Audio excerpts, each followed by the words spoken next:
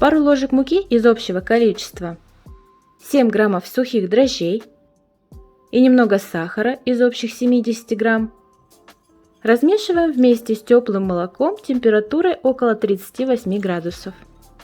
Молока нужно 250 мл.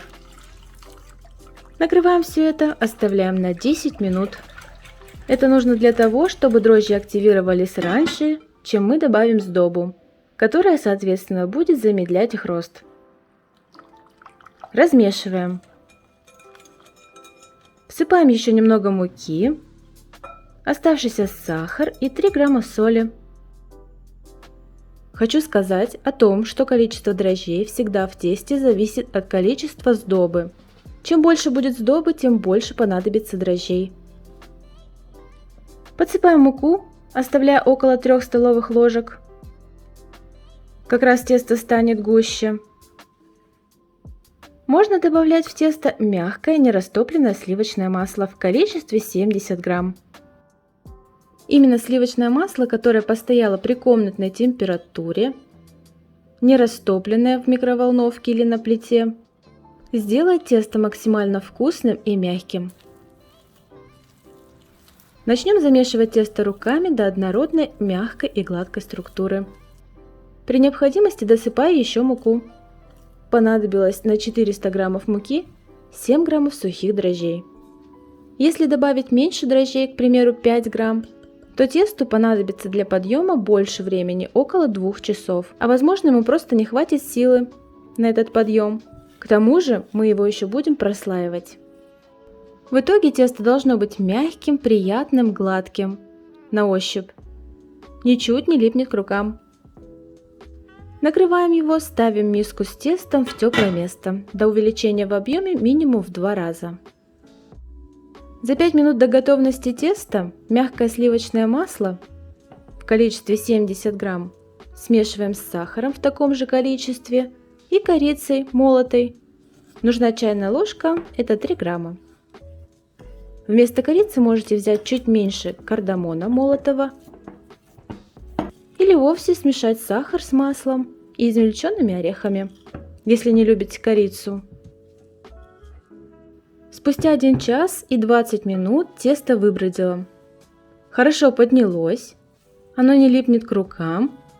Времени ушло больше часа, так как тесто сдобное. Пока его просто осадим, припыляя мукой поверхность стола, выкладываем тесто. Складываем, образуя прямоугольник. Раскатываем теперь сначала скалкой тонко,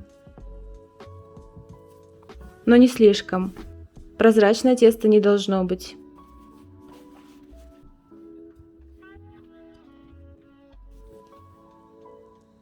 Получается примерно прямоугольник 30 на 50 плюс-минус. Делим его образно на 3 части, на 2/3 которой распределяем равномерным слоем масло с корицей и сахаром.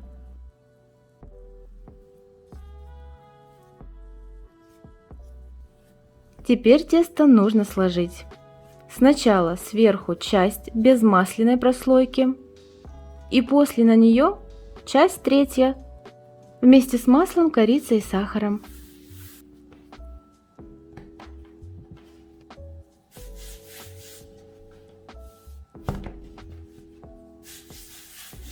Теперь еще раскатываем во все стороны.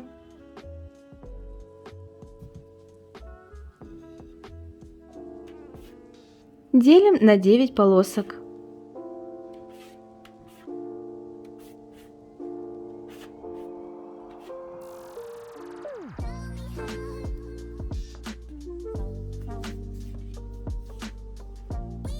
Каждую полоску еще раскатываем тоньше вдоль.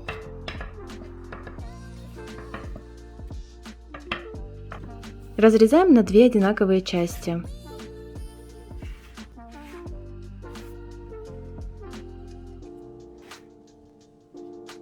На пальце наматываем, как нитку, одну полоску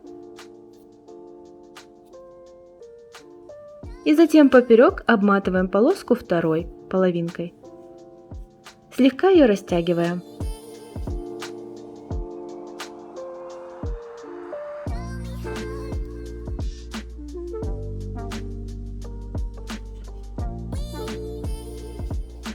Все булочки раскладываем на противень на расстоянии друг от друга. Накрываем и даем время на подъем. Понадобится около 30 минут. Пусть лучше поднимутся. Смешиваем 1 желток с чайной ложкой молока.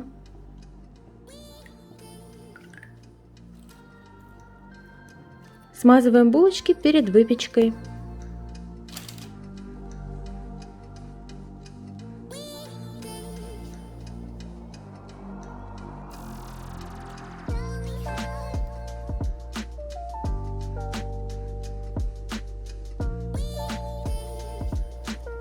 Посыпаем по желанию хоть чем, использую орехи кешью.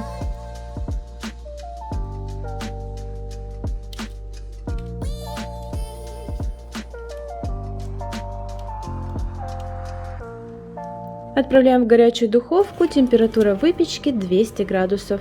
Время выпечки около 15-20 минут. Во время выпечки все булочки принимают индивидуальную форму. И, конечно, не похожи друг на друга.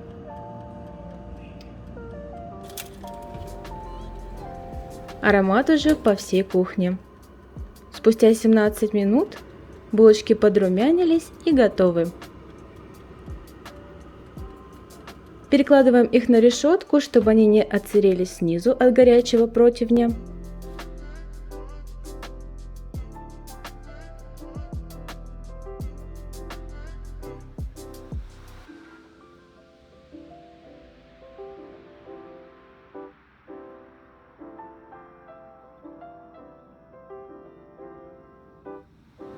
И давайте скорее разломим.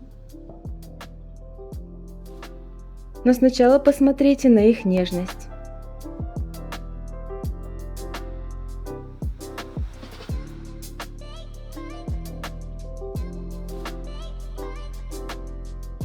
Слоеные, мягкие, воздушные, ароматные. Да вы сами все видите.